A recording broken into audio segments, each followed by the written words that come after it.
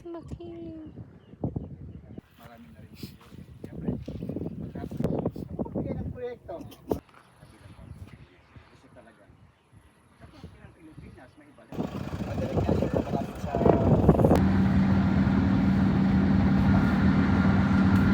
Iniwan ko na sila habang nagpo-focus group discussion. Kasi I just really wanted to peace sprouts.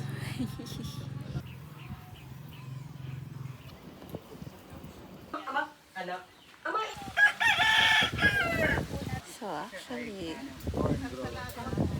dito na kami sa isang barangay sa Batangas.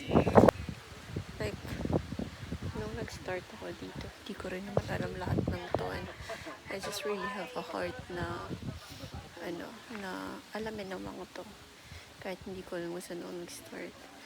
Although nakakatakot yun kasi you don't know eh, so wala kang baseline knowledge kung ano to.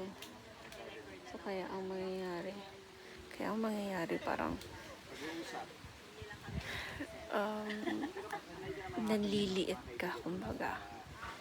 Like, that was really my first feelings and the emotions na naramdaman ko last time. But then tinanggap ko yung kondisyon na yun para